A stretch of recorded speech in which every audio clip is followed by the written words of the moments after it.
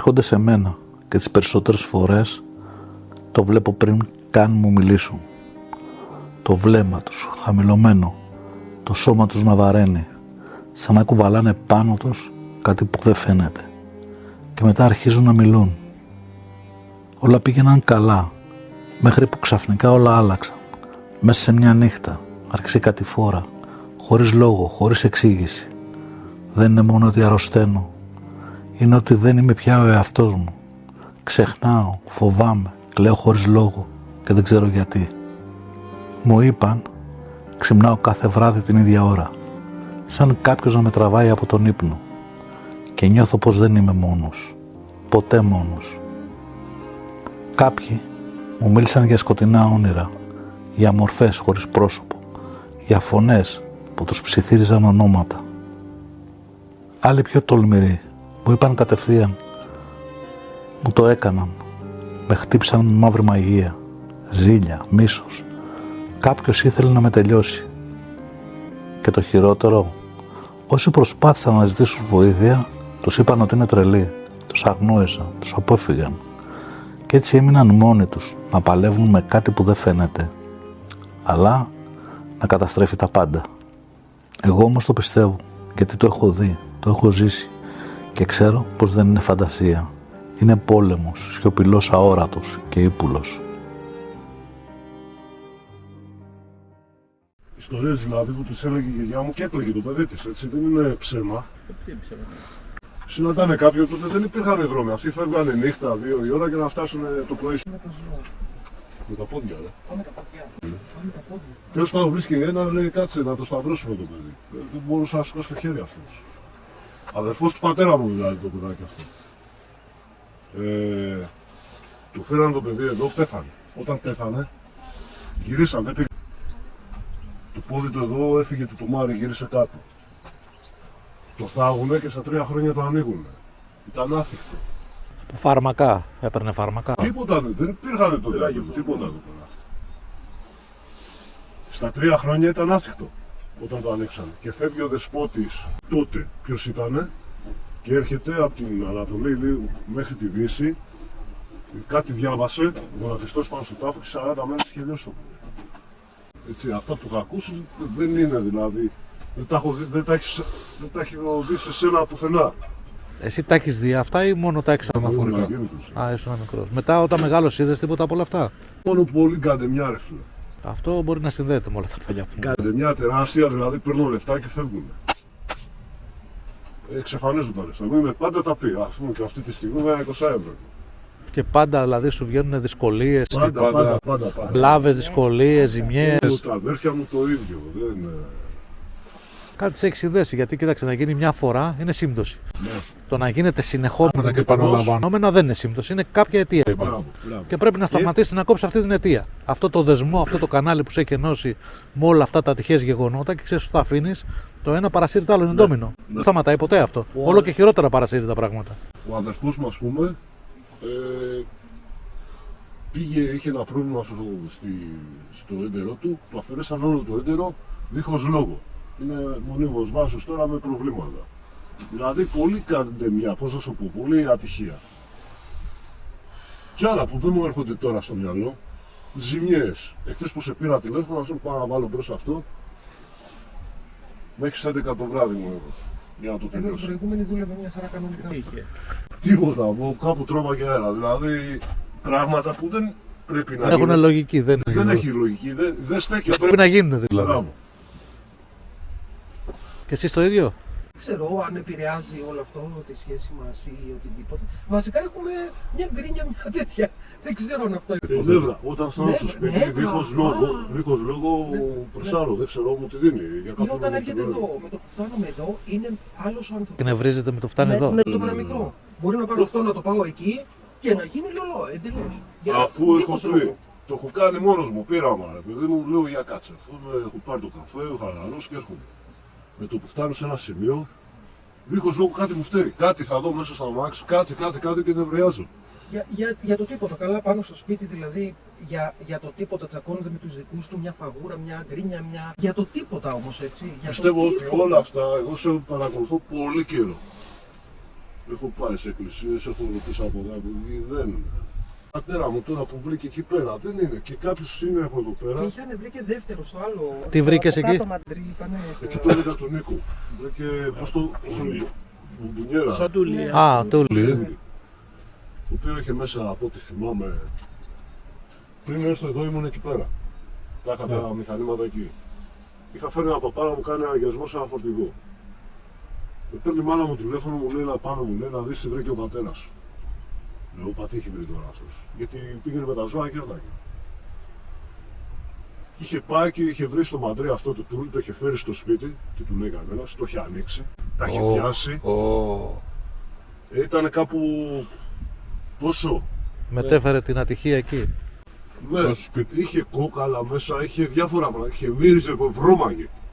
Ωρε φίλε. Το είδα, ναι. Από τότε όμως ο πατέρας μου δεν έπινε, δεν κάπνιζε ποτέ. Και το ήταν πολύ έλουρος ο παιδί μου αυτός, λάστιχο. Από τότε άρχισε και του βγαίναν, έπεφτε η δύναμη, το κουράγιο του. Από το τούλι και μετά. Ναι, αυτό το παρατηρήσα εγώ γιατί τα υπόλοιπα αδέρφια μου λένε μαλακίες, τέλος πάντων. Άρχισα και το παρατήραγα, δεν είναι τυχαίο. Λοιπόν, μέχρι τώρα που πήγε για ένα χειρουργείο στο πόδι, βγήκανε 1.002. Και προχτές, ας πούμε, πήρε ένα μικρόβιο στο αίμα, είναι στο νοσοκομείο αυτή τη στιγμή. Οποιοςδήποτε άλλος το έπαιρνε, οι γιατροί πάθανε πλάκα. Αφού είπαν ότι περιμένετε. Περιμένουμε από όλα σε ώρα πεθαίνει. Και αυτό τι είναι που θα πει συψημία. Συψημία, Και το ναι, συψημία εγώ ξέρω που έχω ψαχτεί μάγια. Σαπίζει. Εντάξει, είναι και. Κι άλλες αιτίες Θέλω να είναι, αλλά πω, αν ναι. δεν υπάρχει παθολογικό, κάτι δεν πάει Αν καλά. είναι παθολογικό, τότε είναι κάτι. Άμα προέρχεται από κάποια παθολογική επιπλοκή. Από είναι τότε όμως ο διαφορετικό. πατέρας μου που βρήκε αυτά τα πράγματα. Άρχισε και πήρε την κάτω βόλτα. Μας ζητήσαν να κάνουμε μια μέτρηση συχνοτήτων για να δούμε γιατί το τελευταίο διάστημα δεν πάει καλά. Έχει κάποια προβληματάκια, οπότε δούμε και αυτό το χώρο. Πάμε λοιπόν να ξεκινήσουμε. Πριν ξεκινήσει ο βιοσυντονισμός του ανθρώπου, προηγείται μια ολιστική ενεργειακή ανίχνευση του χώρου. Με τη βοήθεια των ειδικών αισθητήρων και ενεργειακών συσκευών εντοπίζουμε σημεία με αρνητικές, γεωπαθητικές και ηλεκτρομαγνητικές εκπομπές, τα οποία επηρεάζουν την ισορροπία του ατόμου και του περιβάλλοντος. Μέσω αυτών των προηγμένων τεχνικών έχουμε τη δυνατότητα να εντοπίζουμε αντικείμενα ή σημεία που φέρνουν δονήσεις αρνητικής ενέργειας. Πρόκειται για αντικείμενα τα οποία έχουν φορτιστεί σκόπιμα με αρνητικές συχνότητες, επιδρώντας ενεργειακά στο πεδίο του ανθρώπου ή του χώρου. Επιπλέον οι συσκευές μας επιτρέπουν να ανιχνεύσουν τεχνικές που έχουν γίνει με υγρά σκόνες βλαβερής φύσης, τα οποία έχουν σκοπό να επιβαρύνουν ενεργειακά συγκεκριμένα σημεία μέσα στο χώρο. Όταν εντοπίσουμε αυτές τις ανομαλίες, προχωρούμε στην τοποθέτηση εξορροπητικών συστημάτων, αιθερικοί σταθεροποιητές, τεχνολογίας Τέσλας, συχνότητες Σούμαν ή Σορφέτζιο και ενεργειακά φίλτρα που καθαρίζουν και επαναφέρουν την κανονική δόνηση του χώρου. Μόνο όταν ο χώρος είναι ενεργειακά καθαρός προχωράμε στο επόμενο βήμα, τον βιοσυντονισμό του ανθρώπου, χρησιμοποιώντας τον βιοσκάνερ, τον ενεργό αιθερικό αναλυτή του ανθρώπινου ενεργειακού πεδίου. Εντοπίζουμε ενεργειακά μπλοκαρίσματα, προσκολλισμένες αρνητικές ενέργειες και ανισορροπίες στα τσάκρα. Μέσω συχνοτήτων υψηλής δόνησης καθαρίζουμε, συντονίζουμε και ενεργοποιούμε ξανά τα ενεργειακά του κέντρα για να μπορεί να λειτουργήσει σε πλήρη αρμονία με σώμα, την ψυχή και το χώρο. Εδώ δεν μιλάμε απλά για ενέργεια, εδώ μιλάμε για αποκατάσταση ζωής. Στον επαγγελματικό του χώρο του ανθρώπου δεν βρήκαμε κάποιες αρνητικές συχνότητες ή κάτι που να είναι βλαβερό για αυτόν ή για την τύχη του. Όλα ήταν φυσιολογικά, ήμασταν μία κλίμακα περισσότερο από το φυσιολογικό, οπότε σε αυτό δεν είναι τόσο ουσιαστικό να κάνουμε κάτι. Είναι συχνότητες που μια πέφτουν, μια ανεβαίνουν γιατί είναι στη φυσιολογική κλίμακα, οπότε μπορεί να οφείλεται και από τα μηχανήματα. Δεν είναι κάτι που να έχει να κάνει με κακή ενέργεια ή αρνητική ενέργεια. Πάμε τώρα να δούμε και το σπίτι του. Εδώ είμαστε. Ναι, αυτό είναι σπίτι μας. Γεια σας.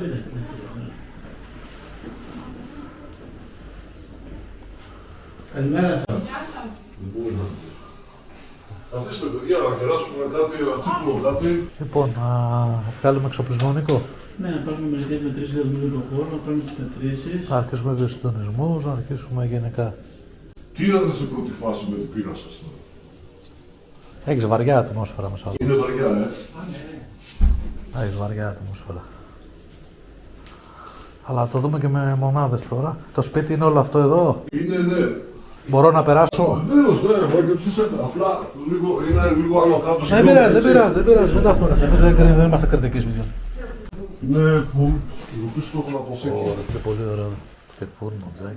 Και Κοίταξε, εδώ είναι πολύ ωραίος ο χώρος, έχεις πολύ βαριά ατμόσφαιρα εδώ. πέρα είναι λείπει η μάνα μου, είναι εντάξει, είχε να ακούσω αυτό. Εντάξει, κατάλαβα. Οκ. Λοιπόν, πάμε να το μετρήσουμε τώρα. Σε πρώτη φάση αυτό που θα κάνουμε είναι να μετρήσουμε τους ανθρώπους στο τι συχνότητα, θα δούμε σε τι αρμονία βρίσκεται Και τι εκπέμπουν. και τι εκπέμπουν Το χώρο, τα άτομα που είναι μέσα. Όχι, πρώτα να άτομα. κάνουμε τα άτομα. Τα άτομα. Να δούμε τα άτομα πρώτα. Κάτσε απέναντι, εδώ. Κάτσε εδώ. Κάνουμε μια μέτρηση πρώτα.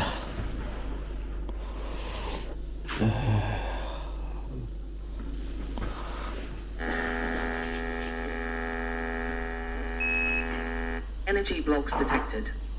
Έχεις ένα μπλοκ ως τώρα. Energy blocks detected. 2 μπλοκ. Scanning solar plexus. Scanning heart chakra.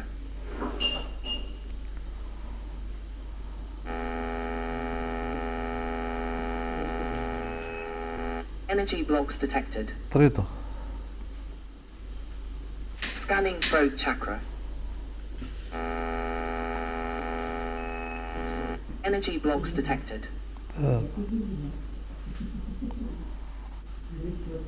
Scanning third eye chakra. 5 στα 7 είσαι. 5 στα 7. Δηλαδή, Πολύ φορτισμένος. Έχει 5 κλίμακες. Δηλαδή 7 κλίμακες έχει. Έχουμε 7 τσάκρα. ναι. Και τα 5 είναι μπλοκαρισμένα τα δικά σου. Ναι, είσαι πολύ. Είσαι πάρα πολύ. Είσαι όχι πέρα από τα φυσιολογικά, πέραν από τα όρια της λογικής. Είσαι τελείως μπλοκαρισμένος. Πώς να σου πάνε καλά τα πράγματα? Όχι καλά δεν σου πάνε, και που δεν έχεις αρρωστήσει ακόμα πάλι καλά να λες. Ναι. Γιατί όταν το ενεργειακό δεν δουλεύει σωστά, θα αρχίζει και το σώμα και ευθύρεται. Γι' αυτό σου βγαίνουν εκνευρισμοί, γι' αυτό σου βγαίνουν εκρήξεις με το παραμικρό, γι' αυτό δεν μπορείς να σκεφτείς λογικά, γι' αυτό είσαι πυγμένος, νιώθεις ολωμένος, νιώθεις εκνευρισμένος, νιώθεις ότι τα πάντα σε εκνευρίζουν, ακόμα και οι πιο απλές λειτουργίες, γιατί είσαι μπλοκαρισμένος από παντού. Αυτό μπορεί να το αποβάλει από πάνω. Θα το ρυθμίσουμε. Θα του βάλουμε βιοσυντονισμό να το κάνουμε. Μόνο με αυτό μπορεί να φύγει. Πάμε, Νίκο. Θα βάλουμε και συντονιστές στο χώρο, να αρμονίσουμε και το χώρο. Προς το παρόν θα πάρω και κάποιες μετρήσεις για να δούμε. Εδώ έχουμε κάποιες κορυφώσεις. Έχουμε κάποιες ανακυμάσεις. Ανακύματα δηλαδή έχουμε εκπομπές. Στο συγκεκριμένο σπίτι βλέπουμε δραστηριότητες και εκπομπές. Οπότε σίγουρα θα πάρουμε πολλές μετρήσεις και σίγουρα θα βάλουμε να κάνουμε βιοσυντονισμούς και εξορρόπηση του χώρου. Τέρμα, κορυφώνουν όλα, Νικό. Βάλε ανώτερες, βάλε full κλίμακα. Και εδώ ειδικά σε αυτό το δωμάτιο γίνεται χαμός. Εδώ έχουμε τις μεγαλύτερες μετρήσεις. Τις πιο ψηλές κλίμακες βλαβερών ακτινοβολιών, το οποίο μπορούν να προκαλέσουν ακόμα και στο φυσικά του σώματα βλάβες. Κάνουμε έναν έλεγχο σε όλο το σπίτι για να είμαστε σίγουροι για τις εκπομπές που εκπέμπουν, για να ξέρουμε τι συχνότητες θα δουλέψουμε, ώστε να μπορέσουμε να φέρουμε μια εξορρόπηση.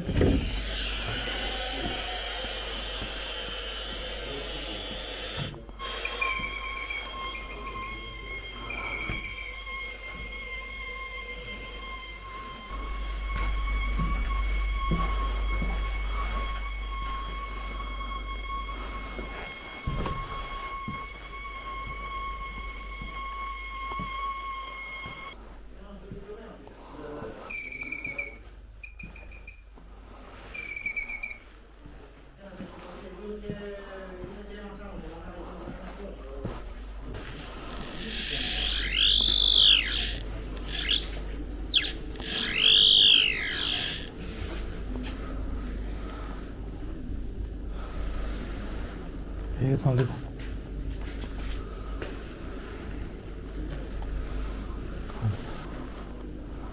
Σε λιγάκι. Έχεις και σε λιγάκι.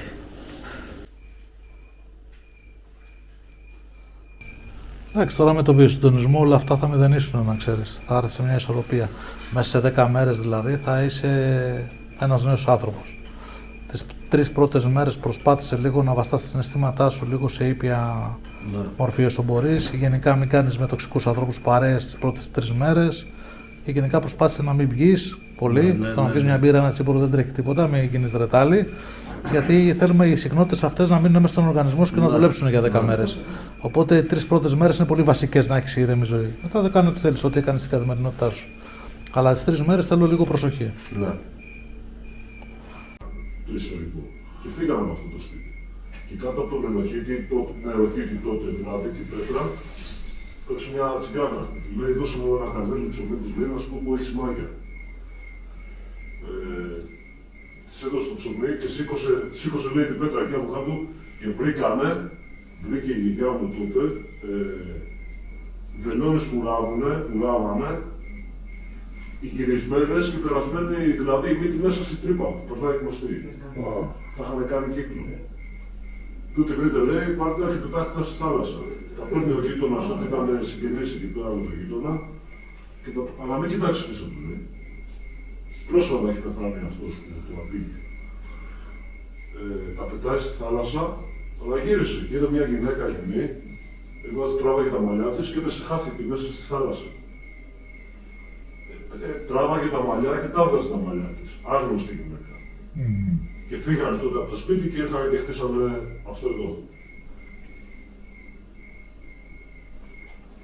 Είναι και άλλη η ιστορία, είναι μεγάλη. Απλά δεν την ξέρω καλά. Τα λέγανε από τους εκεί πέρα, δεν είναι. Εντάξει, κοίταξε, δεν δίνεις βάση σε αυτά μέχρι να σου τύχουν. Όταν δηλαδή, γιατί και όλοι ακούμε ιστορίες από παιδάκια. Αν δεν σου συμβεί κάτι, τις ακούσαν ιστορίες. Όταν σου συμβεί, τότε αρχίσεις και ψάχνεις και λες, Δηλαδή, παίρνω μια δουλειά, δηλαδή πολύ καλή. Θα τρομάξω να πάρω τα λεφτά. Μέχρι να πας σε αυτή τη δουλειά έχεις πάθει πόσες ζημιές. Ζημιές. Δεν υπάρχει. Ας πούμε, χθες ξεκίνησα να φορτώσω, να φύγω. Ξεμπέρδεψα στις 11 το βράδυ, 10 το βράδυ. Δηλαδή, χαζές ζημιές για το τίποτα, έτσι. κάτι για να σε καθυστερήσει. Αυτό. Ναι. Να στο κάνει δύσκολο κάτι. Ναι. Και όταν να πληρωθώ πάλι προβλήματα. Και μόλις πληρωθώ, χάνονται τα λεφτά. Δηλαδή φεύγουν. Και δεν καταλαβαίνεις που φεύγουν. Ναι. Τώρα θα τελειώσει αυτό. Θα μπει μια ισορροπία. Και ειδικά με τις ρυθμίσεις που κάνουμε θα σε βάλει σε μια ισορροπία. Ναι. Ρυθμίζεται και ο χώρος σου. Οπότε τώρα θα είναι όλα σε αρμονία. Μέσα σε ένα χρονικό διάστημα πολύ μικρό θα δεις μια τεράστια βελτίωση στη ζωή σου.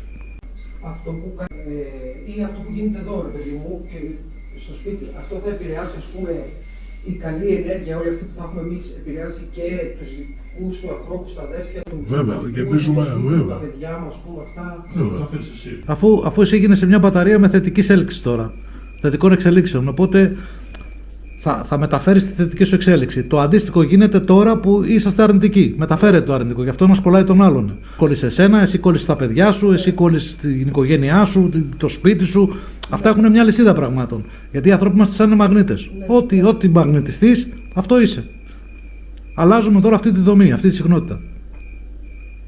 Λοιπόν, σε αυτή την υπόθεση διαπιστώσαμε ότι όντως στο σπίτι υπήρχε πολύ αρνητική ενέργεια, όπως και αυτοί πάνω τους κουβαλούσαν μια πολύ αρνητική συχνότητα και γι' αυτό τους πηγαίναν όλα λάθος. Αυτό που κάναμε εμείς ήταν να κάνουμε σε πρώτη φάση μια έρευνα, να μετρήσουμε όλες αυτές τις συχνότητες και σε δεύτερη φάση να τους κάνουμε βιοσυντονισμό και καθαρισμό του χώρου. Ολοκληρώθηκε επιτυχής και τώρα τις επόμενες μέρες αυτοί οι άνθρωποι θα δουν τεράστια βελτίωση στη ζωή τους με θετικές εξελίξεις και θα ζήσουν μια ποιοτική ζωή. Πιστεύουμε πως ο κόσμος είναι αυτός που βλέπουμε. Το χώμα κάτω από τα πόδια μας, η τύχη γύρω μας, τα σώματά μας που αγγίζουμε. Μα η αλήθεια είναι αλλού. Η ύλη είναι μόνο το περίβλημα. Πίσω της υπάρχει κάτι πολύ πιο αρχαίο, πιο παλιό και από το χρόνο. Ένα όρατο δίχτυ από δομές, συχνότητες και βουβές παρουσίες.